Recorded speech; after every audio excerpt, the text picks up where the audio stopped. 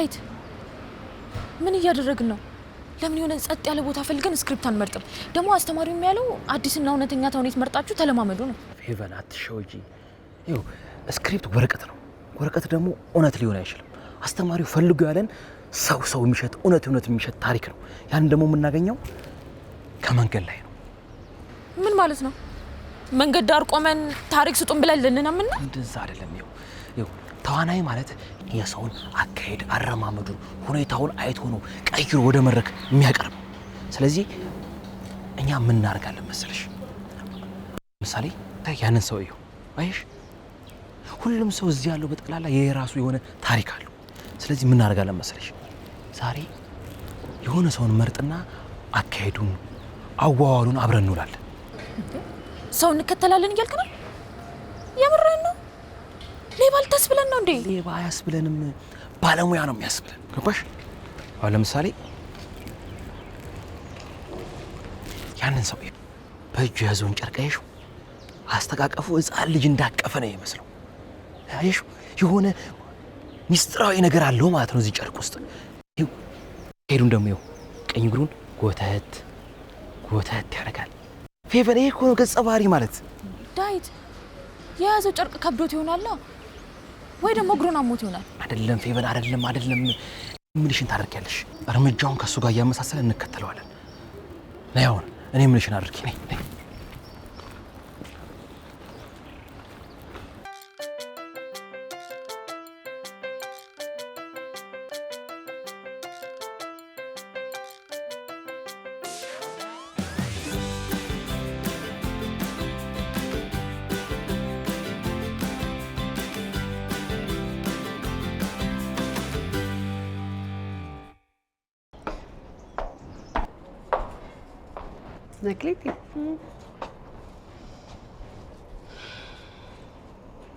መክሊት ምን ነው? ምን ሆንሽ? አሁን ወደዚህ ስመጣ የሆነ ነገር ትዝ አላለኝ። ልጅነቴ የሆነ በቃ ድንገተኛ ትዝታ መጣብኝ። መክሊቴ እና ሳይታረስ በዶሮ የሚለውን ዘፈን ልጋብዝሽ? ሳይታረስ በዶሮ ሱፍ እንደ ኑግ ላይ ነጣ፣ ልጅነቴ ናፈቀኝ ተመልሶ ላይ መጣ። በቃ መነን እስኪ ተወይ፣ ምቀኛ አትሁንብኝ፣ ላስታውስበት። የት የምታውቂው ሙዚቃ እንዴ? እኮ ዘመናዊ ሙዚቃ ነው። የምን ዘመናዊ ሙዚቃ? ይሄ እኮ የጥንት ነው፣ የድሮ ዘመናዊ ሙዚቃማ። እንግዲህ ተይ ነው የምልሽ። ተይ እንዴ እባክሽ፣ ተይ ስሙትልሽ እንዴ። ወፎቹንም ታስደነግጫቸዋለሽ። ገና አሁን መንቃታቸውንም ደግሞ ጆሮዬን እፈልገዋለሁ። ተዋ ታዲያ ቀረብ። ይልቅ እሱን ቅጠል ወደዚያ ቀብኝ። ይሄ ትዝታሽ ምናምን የምትይው ነገር ከሱ ይልቅ የሚጠቅመኝ እሱ ቅጠል ነው ለኔ። እሱን ቅጠል አቀብኝ። ጎሽ አይደለም እኮ አባ፣ የሆነ ድንገተኛ ናፍቆት ነገር ነው። ልጅ እያለሁ እዚህ ግቢ ውስጥ ስሯሯጥ ስጫወት የሆነ ደስ የሚል ነገር አለው አይደል? ቢያንስ እንደሆነ ስለማንነቴ አልጨነቅም ነበር። መክሊቴ ይሄ እናቴ ቁርስ አልበላሽም እንዴ? በልቻለሁማ። አሁን ሳስበው አባዬ እማ፣ እኔ ለምጽፈው ነገር ልጅነቴን ትላንትናዬን ማወቄ በጣም ስለሚጠቅመኝ ነው። እንዴት ያለ ልጅ ነበርኩ? የሆነ 5 ዓመት 6 ዓመት 7 ዓመት ልጅ ያለው ምን አይነት ልጅ ነበርኩ? እንደ ሌሎች ልጆች ነበርኩ? በጭራሽ ዝምተኛ ልጅ ነበርሽ። ሌሎቹ ልጆች በሙሉ እየተሯሯጡ ሲጫወቱ አንቺ አንድ ጥግ ቁጭ ብለሽ አላፊ አግዳሚውን ሰውን ዝም ብለሽ ትመለከቺ ነበር። አስተዋይ ነበርሽ። የምን? አዎ በጣም አስተዋይ ልጅ ነበርሽ። እሺ አንድ ጊዜ እንደውም ትዝ ይለኛል። እሺ ምግብ ልሰጥሽ ስል እማ ይሄ እንጀራ ግን ሲቆረስ ልቡ አያዝንም አልሽና ምግብ አልበላም ብለሽ ለሳምንት እንጀራ የሚባል ነገር አልበላም አልሽ። ከዛ እኔ ደግሞ ልጄ ታማብኝ ነው ብዬ ጥልሽ ኧረ ልጃችን ታመመች እለዋለሁ። ታያት እንደውም ወጫችን ይቀንስልናል ብሎኝ እርፍ። እሺ ደስ የሚል ነገር ነው። ግን አሁን በዚህ ሁኔታ ላይ እኔ ከድሮም ጀምሮ ለነገሮች ትርጉም እሰጥ ነበር ማለት ነው። ዋናው ጥያቄ ግን እናንተ ያኔ ምን ይሰማችሁ ነበር? ትርጉም ሳይሆን ተንኮል ነበር እኛ የምንረዳው። ይኸውልሽ መክሊትዬ፣ አንቺ ራሴን እፈልጋለሁ ትያለሽ፣ እኛ ደግሞ እውነት ራስሽ የጠፋብሽ ይመስለናል። አንቺ መክሊት፣ እኔ ደግሞ አባትሽ ጥላሁን፣ እሷ ደግሞ እናትሽ መነን፣ ስራሽ ደግሞ ደራሲነት። አሁን ይሄ ምንድነው ትርጉም የሚያስፈልገው? ያኔ ደግሞ እንጀራው አዘን ስትይ እውነት እንጀራው አሳዝነሽ ሳይሆን እናትሽ የምትጋገረው እንጀራ ስለማይጥምሽ ነበር። እልሽ አይደለም እኔ አባ ንገረኝ ወይም ንገሩኝ ያልኩት ስለ ባህሪ ነው። ምን አይነት ሰው ነበርኩ? ምን አይነት ልጅ ነበርኩ? እማዬ አንቺ እኮ ምንም ነገር አትጠይም። የሆነ የጻፍኩት ነገር የለም ማስታወሻ ነገር? አንድ ካርቶን አለ እዛ ውስጥ ምናልባት ዳዊት የጫጫረው አንቺም የጻፍሽው ነገር ሳይኖር አይቀርም። ቆይ እስኪ ልፈልገው። ስወድሽ እኔ የምለው ቆይ አንቺ ልጅ ዛሬም ስራ አትሄጂም እንዴ? ነው ወይስ እነኛ ደራሲ የሚሏቸው የእብድ ስብስብ ጋር እዛ ክበባችሁ ልትሄጂ ነው? አባ ደግሞ ይሄ እኮ አንዱ የስራው አካል ነው። እንዴ ዘመኑ ልጆች መቼም በጣም ነው የምትገርሙኝ። አሁን ልጅነትን ማስታወስ ከመቼ ወዲህ ነው ስራ የሆነው? አባ ስለ ራስህ በደንብ ስታውቅ ስለ ሌሎች በደንብ ታውቃለህ። የሰው ልጅ በጣም ተመሳሳይ ነው። እንደማስረዳ ግን አላውቅም። ላባዬ ምን መሰለህ፣ ሰውማ ተመሳሳይ ነው። አሁን ለምሳሌ ያ ማን ነው ባለሱቁ ዳኛቸው ቁጭ ኃይሌ ገብረስላሴ ነው የሚመስለው። በጣም ነው የሚመሳሰሉት፣ ግን ምንም አይመሳሰሉ። ምክንያቱም ዳኛቸው እንኳን ሊሮጥና ጥሩ እርምጃ አይችልም። እኔ እያልኩ ያለሁት ስለ መልክ በመሳሰል አይደለም። ይገባኛል፣ ሀሳብሽ ገብቶኛል። እኔ ስቀልድብሽ ነው። አንቺ እንዴ ማድረቅ ለልጆች ብቻ ማን የሰጠው? በጣም ይቅርታ ኢሳያስ፣ አስጠበቅኩ መሰለኝ። አረ በፍጹም እኔ ራሴ ገና አሁን መግባቴ እኮ ነው። የሰው ልጅ ሲጣደፍ ሳይ ይገርመኛል። እውነትህን እኮ ነው። ደግሞ አዲስ አበባ መቆም አትወድም አይደል? እና እኔ የምልህ ኢሳያስ፣ ቅድም በስልክ እንዳወራው ነገሮችን ባናጣድፋቸው ደስ ይለኛል። ማለቴ እንደ ጓደኛ ቀስ እያልን ብናወራ። በትክክል እኔም እንደሱ ነው የማስበው። አየሽ፣ መሰረቱ ያልጠነከረ ነገር ብዙም ደስ አይለኝም። እኔ ደግሞ እንደ ስሜቴ ሳይሆን እንደ እውነታው ነው መሄድ የምፈልገው። የምር ኢሳያስ፣ በጣም ነው ያስገረምከኝ። እንደዚህ ታስባለህ ብዬ አልጠበቅኩም ነበር። የዘመኑ ወንድ እኮ እንደዚህ አይነት ሀሳብ ስታመጣ ፊታቸው ይቀያየራል፣ ወይም ደግሞ ለመለያየት የሆነ ምክንያት ይፈልጋሉ። በዚህ ጊዜ የሰለጠነ ሰው ማግኘት በጣም ከባድ ነው። እውነትሽን ነው። ስልጣኔ ማለት አለባበስ ላይ አይደለም፣ አእምሮ ላይ ነው። እኔ አሁን አንቺን የማይሽ እንደ አንድ የሰለጠነች የተማረች ሴት ነው እንጂ በግድ የኔ ላድርግሽ በሚል አይደለም። የምሬን ነው የምልህ። አንዳንድ ጊዜ ወንዶች የኔ ነሽ ለማለት ሲጣደፉ የሆነ ነፃነቴን የተጋፉኝ ያክል ይሰማኛል። አንተ ግን የሆነ የምትረዳኝ አይነት ሰው ሳትሆን አትቀርም። ማለቴ ቅድም ካልከው አንጻር ማለቴ ነው። ልክ ነሽ። እኔ ራሴን ማክበር ስለምወድ ነው ሌሎችንም የማከብረው። አሁን ለምሳሌ አንቺ ራስሽ ውሳኔ አለሽ አይደለም? እኔ ደግሞ ይሄን ውሳኔ ማክበር የብስለቴ ግዴታ ነው።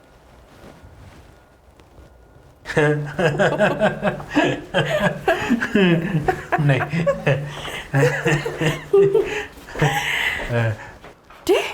ዳኒ። ሊዱ የምታውቂው ሰው ነው? እንትን የድሮ ፍቅረኛ ነበር። ቆይ አንተ እዚህ ምን ትሰራለህ? እባክሽ ሊዱ፣ እባክሽ ሌላ ትዳር እንዳትይሽ። መኪናሽን እኮ ውጭ ቆሞ ሳየው ውስጥ ትኖሪያለሽ ብዬ ገምቼ ነው የገባሁት። የትዳር አማካሪ ፈልገሽ ነው አይደል እዚህ የመጣሽው? በቃ የኔና ያንቺ ነገር አከተመለት ማለት ነው። ሲጀመር እኔ እናንተ ከተለያየን 3 ወር አልፎናል። በደንብ ተነጋግረን ማለት ነው። እኔ ትዳር አማካሪ ፈልጌ አልመጣሁም። ደሞስ ቢሆን አንተ ምን ይመለከታል? ምን አገባ እንዴ? የእኛስ ጉዳይ ሊዱ።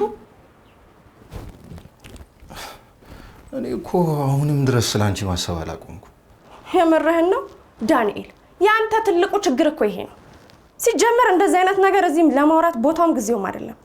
ስለዚህ ሂድ እያልሽኝ ነው? አዎ ሂድ። ቆይ ዳንኤል፣ ኢሳያስ እባላለሁ። ሰላም። ሊዲያ የትዳር ማማከር ፈልጋ አይደለም የመጣችሁ፣ እኔን ፈልጋ ነው። እንዴ ኢሳያስ ምን እያልክ ነው? ይኸውልሽ ሊዱ፣ ሰውን ማባረር እኮ ሰብአዊነት አይደለም። ቢያንስ ለትንሽ ጊዜ አብሮን ቢቆይ ምንም ችግር የለውም።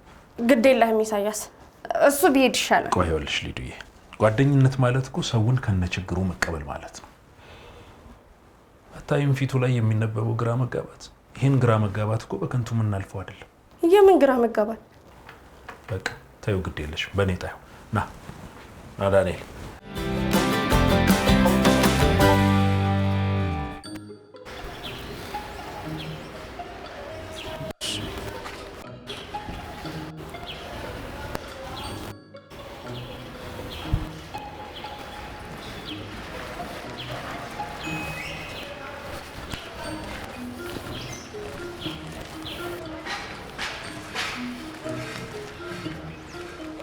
ዳዊት ሰው እያየን ነው። ድንገት ፖሊስ አስቆሞ ምን እያደረጋችሁ ነው ቢለን ሰው እየተከተልን ነው ልንለው ነው? ፌቨን አትጨናነቂ። ይኸው ጨርቁን ከቀኝ እጁ ወደ ግራ እጁ ቀይረው። ይሄ ማለት ለጨርቁ ያለውን ክብደት የሰውየውን የአእምሮ ክብደት ነው የሚያሳየን። ምንድነው የምትለፈልፈው? ሰውየው እኮ በጨርቁ ውስጥ የያዘው ልብስ ሊሆን ይችላል። ዳዊት ለምንድነው አረማመድህን እንደሱ የምታደርገው? አንተ እኮ ጤነኛ ሰው ነህ። እሱ ግን አሞት ሊሆን ይችላል። አይደረግም እንደዚህ። ፌቨን ተዋናይ ማለት የሰውን አካሄድ አረማመድ አይቶ መድረክ ላይ የሚያሳይ ነው። እኔ እሱን ለመሆን ሳይሆን በሱ ውስጥ ማንነቱን ለማንጸባረቅ ነው።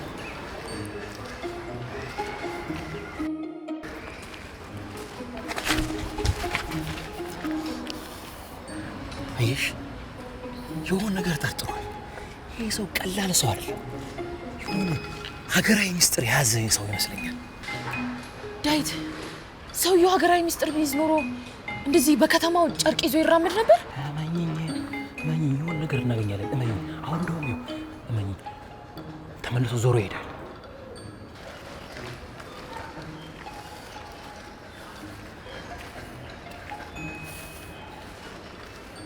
ፌቨን አይሽ፣ ጨርቁን አስቀምጠው። ይሄን ነበር እኮ ስንጠብቅ የነበረው።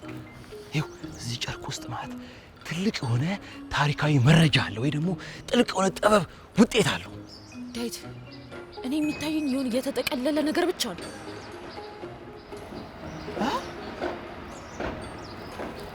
እንቁላል። ሰውየው እንቁላሉ እንዳይሰበርበት ነው እንደ ሚሳኤል ጠባቂ ተጠንቅቆ ሲንቀሳቀስ የነበረው። አንተ እዚህ የሀገር ተስፋ የታሪክ ማስረጃ እያልክ ድራማ ትሰራለህ። እንቁላል ስንት እንደሆነ ታውቂያለሽ? ይሄ ራሱ እኮ የታሪክ መረጃ እኮ ነው። አሁን ያዘው። ተነሳ። አይሽ፣ አነሳሱ ራሱ ጉልበቱን ክፉ ነው የሚነሳው። አሁን ነይ፣ ቀስ ብለን እንከተለው።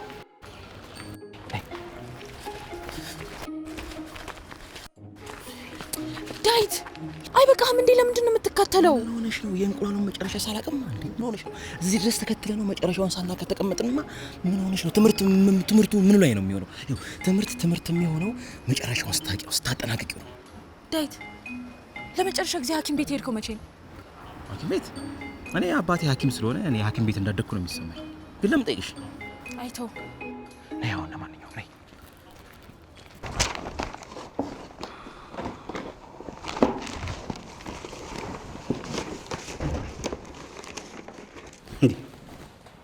መነን ይህንን ካርቶን ወዲያ ጣይ ብዬሽ የድሮ ደረሰኝና የባንክ ደብተር እየሞላሽ እስካሁን ድረስ አቆይተሽዋል። ደግሞ ምን ፈልገሽ ነው የምታምሱት? እስኪ ጥልሽ ዝም በል። ታሪክ በካርቶን ውስጥ ነው የሚቀመጠው። ደግሞ ደረሰኝም የዚህ ቤት አንዱ ታሪክ ነው።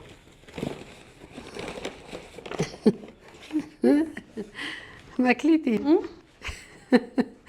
የዳዊትን ውጤት ይዩ እስኪ።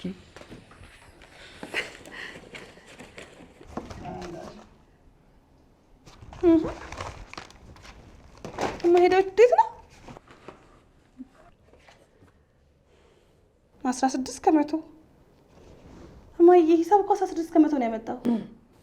እንዴት ነው ይሄን አምጥቶ ወደ ቀጣይ ዙር ማለፍ የቻለው? እኛም ምኑን ግራ ገብቶን ነበረ። ልጅ እኮ ትምህርት አይገባውም። ዝም ብለን ነው እኮ።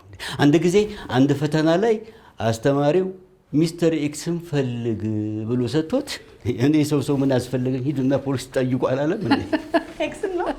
የሚገርምሽ ነገር መክሊቴ ደግሞ ለውጤቱ መበላሸት እኛን ነበር ተወቃሽ የሚያደርገው። ያጠናን ስነ ስርዓታችሁ ነው ይሄንን ውጤት እንዳመጣ ያደረገኝ ይለን ነበር። ጭራሽ ይመስገን ብቻ ሃይ ስኩል ከገባ በኋላ ግን ውጤቱ ተሻሽሎ ጎበዝ ተማሪ ሆኖ ነበር። አንቺ ወጥረሽ ይዘሽው ነዋ እንዴ? አንቺ ባትይዙ እዚያ ደርሰነው ነበር። ምን ዋጋ አለው? ማይ የቤት ውስጥ የማየው ነገር የምትጽፍበት ደብተር ነበር አይደል? አዎ የልጅነትሽ። ማይ በጣም ቆይቷል እኮ። እንዴት አስቀመጥሽው? እኔ እኮ ነኝ። ወይ እስኪ ስለምንድን ነበር ግን የምጽፈው? ይኸዋ። ወይ ጉድ! ረስቻለሁ እኮ የምልሽ። እንዴ ስለ አባዬ ሰኞ ዛሬ አባቴ ራስ ምታት አለብኝ አለ። ግን ራስ ምታቱ የመጣው እናቴ ጎረቤታችን ቤት ሊቀይር ስለሆነ አግዘው ካለችው በኋላ ነው። አባቴ ራስ ምታት አለብኝ የሚለው ስራ መስራት አልፈልግም ለማለት የሚስጥራዊ ኮድ መሆኑን ዛሬ አወቅኩ። ስራ ፈት እዚህ ቁጭ ብለሽ ራሴን ሲያመኝ አንቺ ደብተር ላይ ትመዘግቢያለሽ። ሰኞ ዛሬ አባቴ ለጎረቤታችን ለጋሻ አሰፋ ብር አበደረ። ጋሻ አሰፋ ከቤት ሲወጡ አባቴ ፈገግ ብሎ ሸኛቸው። ግን በሩን እንደዘጋው ፊቱ በድንገት ተለወጠና ወደ እናቴ ዞሮ ይሄ ሰውዬ ግን መቼ ነው የሚከፍለኝ ብሎ ጮኸ። አባቴ ፊት ለፊት የሚሰጠው ፈገግታ በሩን እስኪዘጋ ድረስ ብቻ የሚቆይ መሆኑን ተረድቻለሁ። ሰማህ አይደል ጥልሽ? ልጅቷ ዝምተኛ ናት ስትላት ገና በ13 ዓመቷ የቤት ውስጥ ውሸትን ልቅም አድርጋ ታውቅ ነበር። እኔ እኮ ለምንድን ነው ጥግ ይዛ ቁጭ የምትለው? ለምንድን ነው እንደ ሌሎቹ ልጆች የማትጫወተው ላለሁ። ለካ የኛን ታሪክ እየመዘገበች ነው። እሺ ደግሞ ያ ማነው አቶ አሰፋን ደግሞ እኮ ስሸኘው በር ድረስ ፊቴ እንደዛ መለዋወጡ ምንም ልብ ብዬ አላውቅም። እሷ ግን ልብ ብላለች። ደግሞ እኔ ስለምን እንደጽፍ እንደነበረ ረስቼዋለሁ እኮ የእውነት። እስቲ ቆይ ስለ እኔ ነው ስለ ወንድምየው ስለ ዳዊት። ዛሬ ዳዊት ትምህርት ቤት አልሄድም አለ። ሆዴን አሞኛል ብሎ አልጋ ላይ ተኝቶ ሲያቃስት እናቴ ሐኪም ጋር እንውሰደው ብላ ስትጨነቅ አባ ደግሞ እኔ አክመዋለሁ እያለ ነበር። እውነታው ግን ዳዊት ታሞ ሳይሆን ዛሬ የሂሳብ ፈተና ስላለው መቅረት ፈልጎ ነው። ይሄ ሌባ እኔ እኮ ይዛን ቀን ቤት ውስጥ ታከም ስለው እምቢ አልታከምም ብሎኝ ነው እኮ 300 ብር አውጥቼ የግል ክሊኒክ የወሰድኩት። ሐኪሙ ደግሞ ይኸው ምንም የለበትም ሲለኝ ይሄ እያለቀሰ እንዴት ነው ምንም የለበትም የምትለኝ ብዬ ከእሱ ጋር ምንም የሕክምና እውቀት የለም ብዬ ከሐኪሙ ጋር ተጣልቼ እኮ ነው ይዤ የወጣሁት። አባይ ስማ፣ ይኸውልህ ዳዊት ክሊኒክ ሄዶ ሲመለስ ፊቱ ላይ ያለው ስቃይ በጣም እውነተኛ ይመስል ነበር። ግን ከክሊኒኩ ውጪ ያለ ብስክሌት ሲያይ ዳዊት ማቃሰቱን አቁሞ ዝም ብሎ ሲያስመስል ከቤተሰቡ ቀድሞ ሁሉም ነገር የገባኝ እኔ ብቻ ነበርኩ። ይሄ ሌባ እኔ እዛን ቀን ልጅ ያሞታል ሊሞትብኝ ነው ብዬ ስጨነቅ ለካ እሱ ድራማ እያሳየኝ ነበረ። ወይ ጉድ! ቆይ ይምጣት ብቻ እንዴ! እና ካባ ያለፈ ታሪክ እኮ ነው እንዴ። ቢሆንሳ ደግሞ አንቺ ስትሆን እንጃወቅሽ ለምን እዛን ቀን አልተናገርሽም? ለምን ዝም አልሽ? እኔ በወቅቱ መረጃ ሰብሳቢ እንጂ አጋላጭ አልነበርኩ። ሊዲያን ስታያት ምንድን ነው የሚሰማ? ኢሳያስ ምን ሆናል? እኔ እናንተ እኮ የተገናኘነው የግል ጉዳያችንን እናወራ ነው አይደለ? ለምንድን ነው የድሮ ፍቅረኛዬን አስቀምጠህ ነጻ ቴራፒ የምትሰጠው? እውነት ለመናገር መኪናሽን ውጭ ላይ ቆሙ ባላየው ኖሮ አልገባም ነበር። ግን ያው የአንቺ ነገር ትንፋሽን ያሳጥረዋል። ትንፋሽ አየዳን፣ ይሄ ማለት እኮ አንዛይቲ ማለት ነው። አሁንም ድረስ ሊዱን ለማየት ትፈራለህ። ሊዱ አሁን ዳኒ ካንቺ ፍቅር ፈልጎ ሳይሆን የመጣው ያለፈ ፍርሃቱን ለመጋፈጥ ብሎ ነው የመጣው። እባክህን ኢሳያስ ዝም ብለህ ልጁን አትመርምረው። ስማ ዳኒ፣ የቀረበልህን ብላና አሁን ሂድ። እኔና ኢሳያስ የምንጨርሰው ብዙ የግል ጉዳይ አለብን። አውቃለሁ። ሁል ጊዜ ረብሽሻል። ያኔ ስንለያይ እኮ አንተ ዳኒ ጫጫታ ነህ ምናምን ትይኝ ነበር። ይኸውልሽ ሊዱ ይቅርታ። እኔ እኮ እንደዚህ ነው የሚያደርገኝ። በቃ ትንሽ ነገር ጭንቅላቴን ይረብሸዋል። አንቺ ተረጋጋ ስትይኝ እኔ ደግሞ አትወደኝም ብዬ ነበር የማስበው። አየህ ዳኒ፣ ችግሩ አንተ ጋር ብቻ አይደለም፣ በመካከላችሁ የነበረው ኮሚኒኬሽን ላይ ነው። ሊዲያ ስትቆጣ አንተ ፍቅር አለቀ ብለህ ትደነግጣለህ። ኢሳያስ ግን በጣም ነው የምታስገርመው። ቆይ አንተ በየትኛው ስልጣን ነው ለድሮ ፍቅረኛ የኔን ስሜት የምታብራራው? ይኸውልሽ ሊዱ፣ ጓደኝነት ማለት እኮ ስሜትን መረዳት ማለት ነው። አሁን ዳኒ ሁሉንም ነገር ማወቅ መቻል አለበት። ዳኒ፣ ያኔ ሊዱ እንለያይ ስትልህ አንተን ጥልታ አይደለም፣ የራስህ ጥላ ስለከበዳት ነው፣ ስላስፈራት። ቆይ ኢሳያስ ምንድን ነው እያወራ ያለው? ወንድሜ አንተ እኮ የልብህን የተናገርከው። ይኸውልሽ እሱ እንኳን ተረድቶኛል። እኔ እኮ ያኔ አንቺን ተረጂኝ እያልኩ ስጮህብሽ አትጮህብኝ ምናምን ትያለሽ። አሁንም ቢሆን ጮት አልወድም፣ አትጮህብኝ። እኔ ግራ ይገባኝ። አሁን እኮ ያለፈው ነገር ሁሉም ነገር አልፏል አይደለ? ህይወት ይቀጥላል። በቃ ለምንድን ነው ወደፊት የማንኖረው? ትክክል ነሽ ሊዱ፣ ትክክል ነሽ። ዳኒ ቢያንስ የሊዲያን ሀሳብ የተረዳህ ይመስለኛል አይደለም? ዛሬ እዚህ ቢሮ ውስጥ የተፈጠረው ነገር ካለፈው ህይወት ጋር የምታስታርቅበት ትልቅ እድል ነው። አመሰግናለሁ። እውነት ከልብ አመሰግናለሁ። እውነት ለመናገር ከሊዲያ ጋር ካሳለፍኩት 2 ዓመታት ይልቅ ከአንተ ጋር ቁጭ ብዬ ያሳለፍኩት 10 ደቂቃ ለእኔ ትልቅ ትርጉም አለው። ሊዲያ ደህና ሁኚ።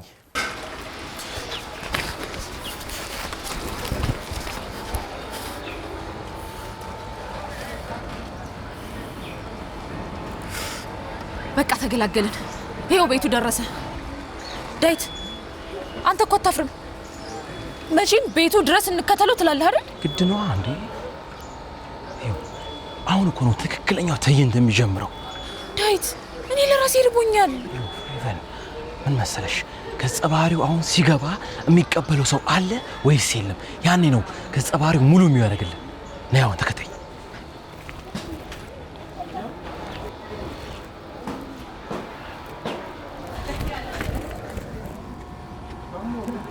እንዴ ሰውየው ቡችሎች አሉት። ዳዊት እንሂድ እባክህ። እንዴ ቆይ እንቁላሉን መሬት ላይ ያስቀመጠው ለቡችሎች ሊሰጣቸው ነው እንዴ? ዳዊት አትቀባጥር፣ ሰው ሳይመጣ እንሂድ። ቆይ እስኪ ምንድነው? ቆይ ምንድነው የፈለጋችሁት? ከቅድም ጀምሮ ስትከታተሉኝ ነበር። ሰው ነው የላካችሁ አይደለ? ማን ደመቀን የላካችሁ? ይቅርታ ወንድሜ፣ እኛ የትወና ተማሪዎች ነን። አይ ቆይ እሱን ከምናስረዳ፣ አዎ ደመቀን የላከን። ይቅርታ ወንድሜ፣ እሱ እየቀባጠረ ነው። የሆነ ልምምድ እያደረግን ነው። ያንተ አካሄድ ስለተመቸን ነው የተከተልን። እኔማ ቤቴን ልዘርፉ ይመስሎኝ እኮ ለፖሊስ ልደውል ነበር። ኧረ በጭራሽ እንደነገርኩ ልምምድ ላይ ሆነን ነው። ልምምድ? ቆይ የምን ልምምድ ነው? በሰው ላይ ነው እንደምትለማመዱት? የት ታቁኝና ነው ሲጀመር? አዎ እሱማ አናውቅም፣ ግን እንቁላሉ የሰጎን ነው እኔም ብለው ጓደኛሽ ያመዋል? የአእምሮ ችግር አለበት እኮ ነው። የፎጣ አያያዝ አስተቃቀፍ እኮ ነው። ታዲያ እንቁላሉ እንዳይሰበርብኝ ነው። አንድ እንቁላል ከተሰበረ እዚች ቤት ድርሽ እንዳትል ስላለችኝ ነው ባለቤቴ እንደዛ የተጠነቀቅኩት። እሺ ወንድሜ በጣም ይቅርታ፣ ልምምድ ላይ ስለነበርን ነው። ቆይ ልምምድ ያለሽ የምን ልምምድ ነው? አንተኛው ደግሞ ከቅድም ጀምሮ ኋላ እየተከተልክ በእግሬ ስታሾፍ ነበር። እኔ የጤና ችግር ስላለብኝ እግሬን ስለሚያመኝ ነው የምጎትተው። አንተ ምን አባክ ሆነህ ነው? እንትን እኮ ነው ያው ያንተ ስቃይ እንዲሰማኝ ነው እግሬን የምጎትተው። ያንተ ስቃይ በደንብ አድርጎ ውስጤ እንዲሰማኝ ነው። የኔ ስቃይ እንዲሰማ በደንብ እንዲገባ። ኦኬ ታዲያ ምን ችግር አለ? አይሻ እንዲህ ነው ገጸ ባህሪ የምናገኘው። ደስ አለ በጣም እንጂ ከዚህ በላይ ምን ገጸ ባህሪ አለ? እሺ ምሳ ትጋብዘኛለህ? ችግር የምጋብዝሽ እንቁላል ነው የምጋብዝሽ። እየሰጎን ነው እንዳታስቢ። ስቃይ ለምን በዚህ በደንብ አላለማምድህም? እንዴት ዋላችሁ? ዛሬ ደግሞ ምን ላይ ነው የደረው? ኧረ ክብርሽና ቁጭ በል አረፍ በል። መክሊቴ ልጅነቴ ናፈቀኝ ብላ መታ የድሮ ካርቶን እየበረበርን ነው የምትለውን ጉድ ስማ ብቻ ዛሬ ሚስት ገና በ12 ዓመቷ የቤቱን አስተዳደር የምትቆጣጠር የነበረች የህግ ባለሙያ መሆኗን ገና አሁን ማወቃችን ነው። እስኪ በይ ደግሞ ለእኛም ማክብርሽን ሰኔ 18 ይላል። ዛሬ እናቴ አባቴን ገንዘብ የለኝም አለችው፣ ግን ከሰዓት ኩሽና ስኳር ጣሳ ውስጥ ብር ስትደብቅ አይቻታለሁ። በቤታችን ውስጥ ያለው የኢኮኖሚ ቀውስ እውነተኛ ሳይሆን ስልታዊ መሆኑንም ተረድቻለሁ። ስልታዊ የኢኮኖሚ ቀውስ? ይሄንን ነው በ12 ዓመትሽ የምትጽፊው? አንቺ እኔ እኮ ብር ደብቄ የነበረው ለችግር ጊዜ ይሆናል ብዬ ነው። ቆይ በ12 ዓመትሽ ስልታዊ የሚለውን ቃል ራሱ እንዴት አወቅሽ? እኔ እኮ በ12 ዓመቴ ትልቁ እውቀቴ የካልሲ ኳስ መስፋቴ ነው። እኔ እንዳልኩሽ ወይ መጽሐፍ አነብ ነበር፣ አለበለዚያ ደግሞ የትልቅ ሰዎች ወሬ ሰማ ነበር ማለት ነው። አማ ቀኝ ስማማ መስከረም 7 እዚህ ጋር ደግሞ ምን ይላል መሰለህ? ትልቅ ሰው ሆነ የማገባው ባሌ የግድ አርቲስት መሆን አለበት።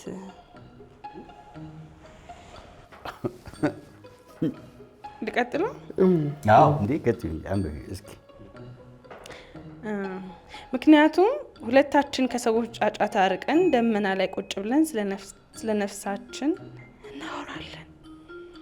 ማለት ደመና ላይ መሬት ላይ መኖር አትፈልጊም ነበር ማለት ነው?